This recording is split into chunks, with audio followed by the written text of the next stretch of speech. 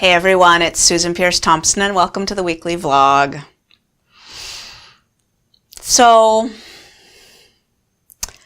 I prefer not to date my vlogs so that, I know a lot of people discover Bright Line Eating later and then go back and rewatch and binge watch old vlogs. And I think it's great if they're timeless and it's just a message, and anytime you're watching it, you feel like it was recorded for you that day. But I often do date my vlogs, actually. I often say the date as I'm talking, and today I'm going to do that because I can't help myself. It's August 9th, 2017. And if you know me well, you know that August 9th is, by quite a lot, the most important date on the calendar in my world. Like, that's it. It's more important than my birthday. It's more important than my wedding anniversary. It's more important than the date of my children's births. More important than my mom's birthday, my dad's birthday. It's just, for me, it's the date on the calendar. Christmas, New Year's, whatever, right? For me, it's the date. August 9th is the date. And it's today. So happy August 9th. August 9th is the day that my life turned around. It's the day around which my whole universe pivots. 23 years ago today, on August 9th, I was sitting in a crack house. It was a Tuesday morning. And I'd been there for days. And I had a shaved head and a blonde wig on my head. I was a prostitute. And I can't even tell you why. I have no idea why. But that morning, for whatever reason, my universe cracked open. And I got a moment of pure awareness of who I was and where I was and what I was doing. And in that moment of just clear vision, I was filled with a certainty, like a deep knowing, maybe a premonition, that for sure, without a doubt, if I didn't get up and get out of there right then, that's all I was ever going to be. That I would keep living, but that my life would boil down to an endless series of mornings in crack houses.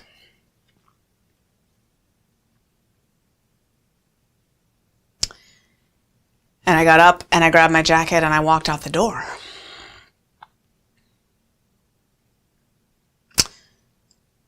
And through a miraculous series of precious, ridiculous coincidences, I got taken to a 12-step meeting for alcoholics and drug addicts on a first date that night with a cute guy that I met at a gas station a few nights prior. He took me to a meeting on our first date. And I was like, where are we? And who are all these people? And what's up with this plume of smoke as I walk in the door and everyone vigorously shaking my hand saying, welcome, keep coming back. And I haven't had a drink or a drug since that day, 23 years ago.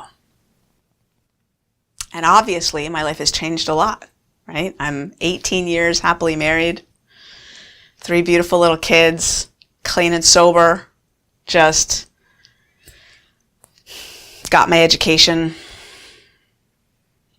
Now in this position of getting to communicate with a whole lot of people and share my journey and walk with you on a shared journey of recovery from food addiction and living in a whole new way. And for me, it all boils down to that. I don't drink and I don't take a drug one day at a time, and it licenses everything else in my life. For me, that's just because of where I came from. You know what I mean? If I had a different story, I'm sure whatever. But for me, August 9th, 1994 is the date. That's the date. My whole life pivots around that date. And it wouldn't if I hadn't re-upped that commitment and actually made good on it, right? If I'd have had that same day but a month or a year or 5 years later had taken a different tack and decided to pick up a drink in some bar somewhere or whatever, that date would no longer have any meaning for me, I'm sure, at all. But because I have continued to refresh that commitment year after year, day after day, that date means everything to me. So I'm sharing this now because it's August 9th. And because I just got home, not like this morning, but I just got home from a conference in San Diego, the Mindshare conference. JJ Virgin, I don't know if you know who she is. She's a diet author, great lady, New York Times bestselling author. And she does a great thing once a year. She pulls together several hundred health entrepreneurs, practitioners, authors, thought leaders, and we get together in San Diego once a year. It's by application only. You don't get to just decide to go. You have to apply, and there's a pretty rigorous vetting process. And there's a lot of amazing people in the room.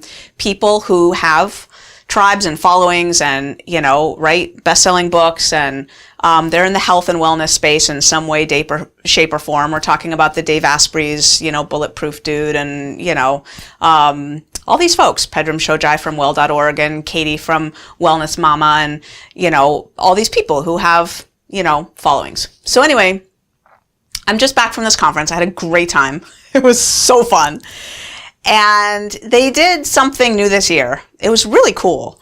They invited us in advance to apply to give a 5-minute talk on stage on the future of health, our spin on it, whatever we think needs to be injected into the future of health, like our notion of, for me, of course, it's like, let's take food addiction seriously, and let's actually start to look at the fact that we're not even in the right ballpark, the right universe when it comes to how we're treating weight loss. Like no one's being successful out there, and yet nobody's really talking about that. A fraction of 1% of people who try to lose their weight are actually losing their excess weight and keeping it off. That's ridiculous. How come that's not a big sort of front and center part of our narrative? And, it's because people are more addicted than they think they are, and nobody's treating it as an addiction, and on and on and on, right? So that's what I wanted to talk about. So 70 people out of whatever the 300, 400 that were there, I don't know how many people were there, 70 people applied, and they chose 10 to get up on stage to give a 5-minute talk. So I was chosen to give one of these talks. And the day comes when I have to deliver my talk, and I haven't prepped it.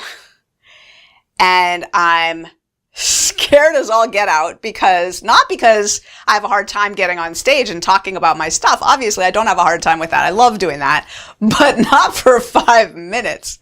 These vlogs should be 5 minutes. I can't even keep them to 20, right? So, in what world am I going to get up there and talk for 5 minutes? And I found out that if we're still talking at 5:01, the buzzer sounds and we're disqualified.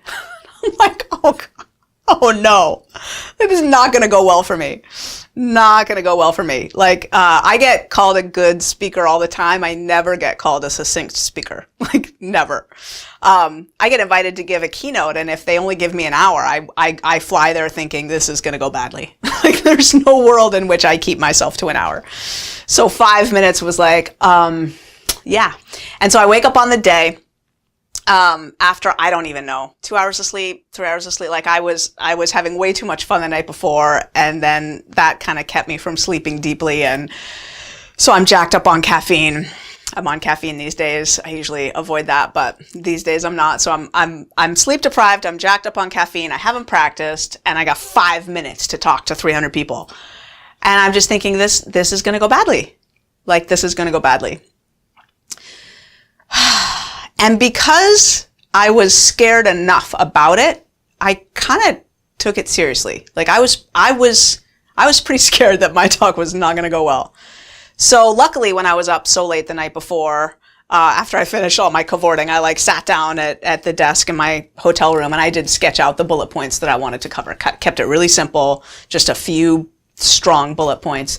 And I had this little sheet of paper, those hotel long skinny pieces of paper. I had this little piece of paper with me.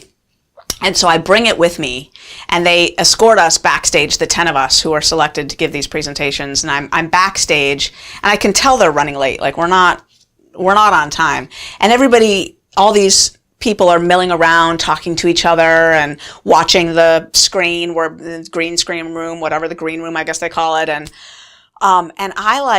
there's one chair in the room, sort of over in the corner. There's couches and stuff, but there's this one little hard, firm chair, and no one's in it. And I pull it over into the corner, and I create a dunce corner for myself. And I put myself in the dunce corner. And I sit in this little chair, and I close my eyes, and I kid you not, I stayed there staring at the wall, well, really I had my eyes closed, for 40 minutes before I got called to go on stage. 40 minutes. Breathing. Just breathing. Sinking into myself. Thank God I meditate. Thank God I meditate. Just sinking into myself. And as the nerves would come up, I would just breathe right down into it. My little piece of paper. Just opening my eyes every now and then, glancing down at those little bullet points, breathing, going over them in my mind. They called my name. I got up on stage, and I fucking landed it. Just boom! With long, slow pauses. Just nailed it. Just, we are not handling weight loss in this country, in this world. And I think about this differently because of my background, because I was doing drugs to lose weight at the age of 14, because at the age of 16, I found crystal meth, even better weight loss solution, and was starting to have psychotic episodes, because I dropped out of high school, because at 19, I was a crack addict and a prostitute, and got clean and sober when I was 20, and then watched as my food addiction took me down harder than my drug addiction. And when the audience is listening to me say this, and I found out later, my affiliate manager, Erica, was at the conference too, and the woman next to her turned to her and said, "She wasn't really a prostitute, was she?" And Erica was like, "Oh yeah, she was." And I went on to say, like, how we need to treat food addiction like drug addiction, that I lost all my excess weight when I started to treat my food addiction like I treated my drug addiction. Anyway, landed it. The main point that I ended up making was we need to create a world in which when someone says no thank you to pumpkin pie on Thanksgiving, we're not pressuring them with some, oh, nobody diets on Thanksgiving kind of pressure. Like, no. Are you kidding me? A third of our kids are going to grow up to have diabetes, facing blindness and leg amputations before they're 40. Are you kidding me? Nobody diets on Thanksgiving? That's what we're going to tell the person who's saying no thank you to pumpkin pie on Thanksgiving? So anyway, I was a celebrity for the rest of we're all celebrities there, but I was a celebrity for the rest of everyone kept coming up to me. "Oh my God, your talk was amazing. Thank you so much. Thank you so much. Thank you so much. Thank you so much." I crushed it. Like, I got 260% more than my fair share of the vote or whatever. They voted for the best performance, the best talk out of the 10. And there were some really, really interesting good ones. Like, I was taking notes on the rest of them. I was third, and I was taking notes on the rest because they were so good. But I crushed it. Like, I won, like, by far 3-4 times more votes than anybody else. Anyway, the point is that I shared parts of my story, like I just did with you. Thousands of people are going to watch this video, maybe tens of thousands. And I shared stuff that most people wouldn't share. Most people haven't done, but if they had, they wouldn't share it in a public platform in front of a bunch of professionals. Rooms filled with acupuncturists and chiropractors and MDs and like, not the room that you share that kind of stuff in. They loved it. Because it was true, because it was impactful, because it had a point, because it was vulnerable, because it made them think of an issue that's important and that they and their patients struggle with in a different way. And because I shared it not from a place of anything, really, like not from a place of feel bad for me or look at me, I'm so great, look what I conquered, or like none of that. I shared it from a place of neutrality. Like neutral strength. Because why? Because I've processed it. Like, to me, that part of my life reads like a really interesting story from a dream I had once, or like it's my story, don't get me wrong, but probably like you think of a lot of things from your childhood, like this is a long time ago, right? A long time ago. And I've processed it. Like I have worked that stuff all the way through. I've done the inner work. I'm not feeling embarrassed about it. I'm not feeling charge around it. I'm not feeling shame. I'm not feeling insecure about what you'll think of me. I was for a second. Before I gave that talk, I did check myself. I'm like, Susan, are you really going to share this in this forum? And honestly, I didn't have a good answer for that. Like, I wasn't sure. I stepped up on stage thinking I would share it, but I actually hadn't even decided fully. So I guess, just in the moment, it felt right, so I said it. And what I've noticed is, just like for the 23 years of 12-step meetings that I've been to, where I share that in my story, and women and teenage girls come up to me afterwards and say, thank you so much for sharing that. And men sometimes, thank you so much for sharing that. I never would share that, and I needed to hear that, and I needed to see you, someone who's been there and has processed it. I needed to hear it. You helped me so much by sharing that. What I'm hearing is, I get to help people now through my experience. That's what we do here at Bright Line Eating. We get well, we get neutral, and then we share our experience and help people. I worked the 12 steps after I got clean. And then I worked them again. Then I worked them again. Then I found a different 12-step program and I worked them again. I've worked the 12 steps in programs for alcohol, in programs for drugs, food, another program for food, program for sex. I've worked the 12 steps in 5 different 12-step programs. I've probably worked the 12 steps 12 times. I don't know. I lost count. And I've done therapy. And I've done Byron Katie's The Work. And I've done Bright Line Healing. A year or two ago, well, maybe 2.5 years ago, I was knowing that we needed to offer a way to do the inner work. And that the 12 steps weren't quite the right model. And one of the reasons is that here at Bright Line Eating, we are spiritually and religiously agnostic. Like, we let people have their spiritual and religious journey the way they do. And I always share that the science is unambiguous, that prayer and meditation help in all kinds of ways, with willpower control, with changing the brain in certain key important ways, with a feeling of connectedness. Like prayer and meditation, there's unequivocal science that shows that for an individual who's doing them faithfully, they're incredibly helpful. But I know that there are lots of people who don't go to 12-step programs because they don't want to deal with the way they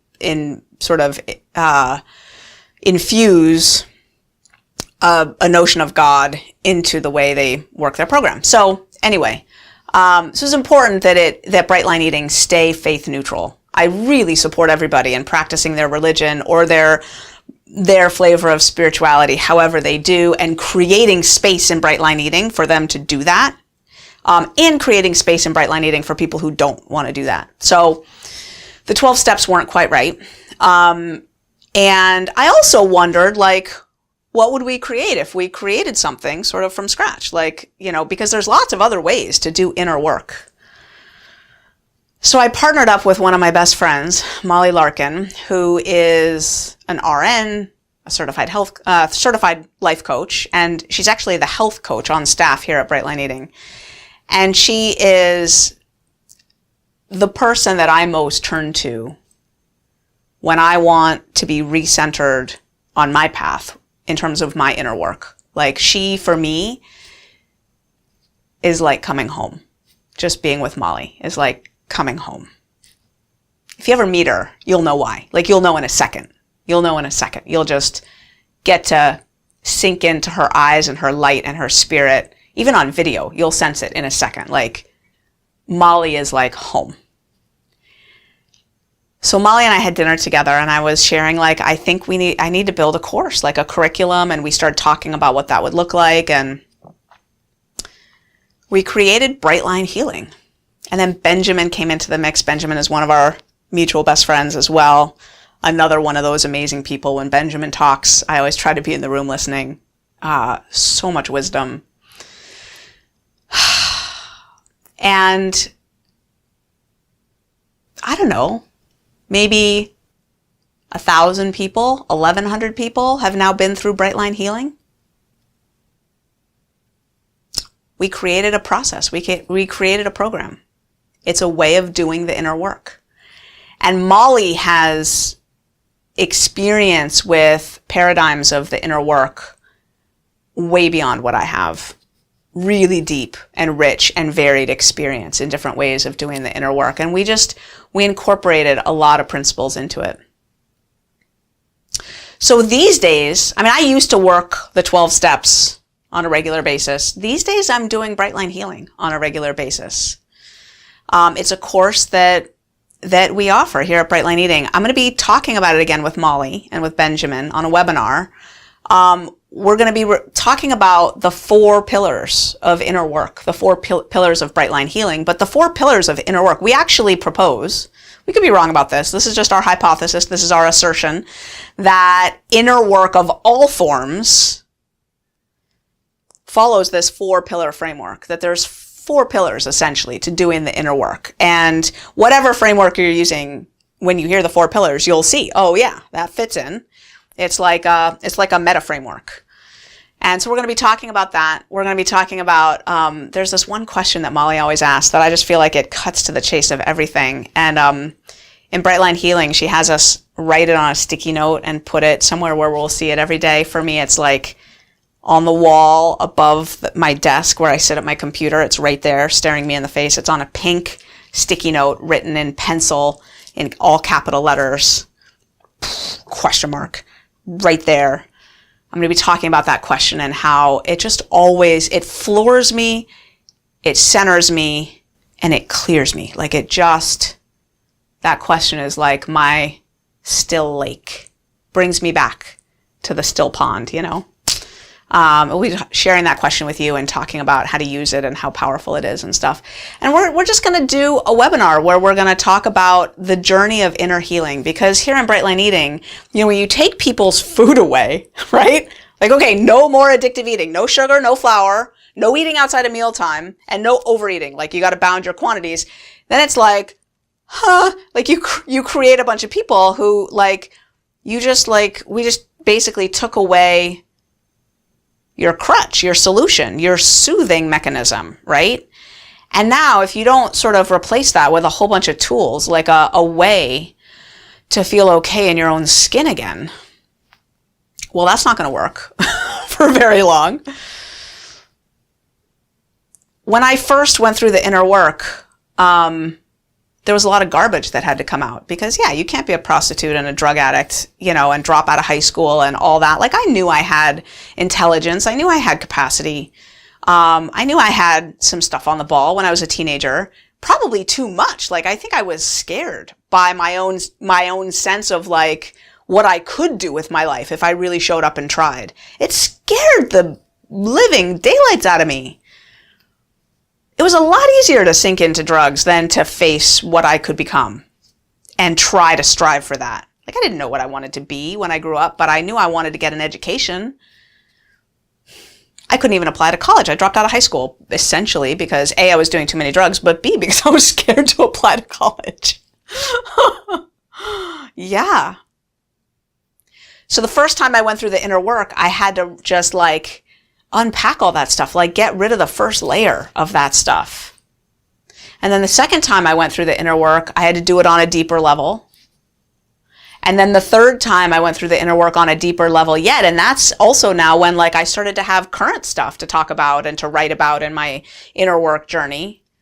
I think by the 4th time I went through the inner work, nothing was coming up from my past anymore. Like, all that old drug addiction, prostitute stuff, all those old love relationships. My old relationships with my parents, those had been reborn. My relationships with my mom and my dad are amazing now. All that stuff was gone. Like, just gone. It didn't even come up. Like, as I sat quietly with a pen in my hand saying, what's true for me now? What issues do I need to face? Like, it was all current stuff. I completely and thoroughly processed an entirely messed up, jumbled ball of yarn of like insanity that existed in my life prior to getting clean and sober. And not because of my childhood or anything like that, just mayhem that I created, right? I mean, everyone's childhood creates stuff that they have to process, right? I mean, there's no way around that. And some more than others, but yeah. The inner work is so powerful. It's just so powerful. So if you're curious about the inner work, about this process that Molly and I have created, I invite you to join us. We're going to be together live twice this coming week. You can click below for the times and see if something works for you. Register anyway, even if the times are awful, and just over the next week, put a 2-hour block on your calendar and watch it at your convenience. If you register, we'll give you a link to the replay. And you'll have to watch it within a few days. But yeah, just go ahead and select a time that's perfect for you and either be with us live. Of course, we'll do Q&A and stuff, which will be lovely. You'll see, when you spend time with Molly, you'll be like, oh, I totally see what Susan was talking about. Molly and I are very different. Like, I've got this sort of intense, fiery, passionate energy, and Molly is like, yeah, we complement each other really well. So yeah, happy 23rd anniversary to me. Happy 3rd anniversary to Bright Line Eating. 4 days ago, on August 5th, was the 3-year anniversary of Bright Line Eating.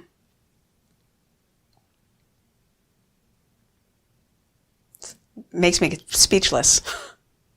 In 3 years, 602,000 people have joined our email list, joined the tribe.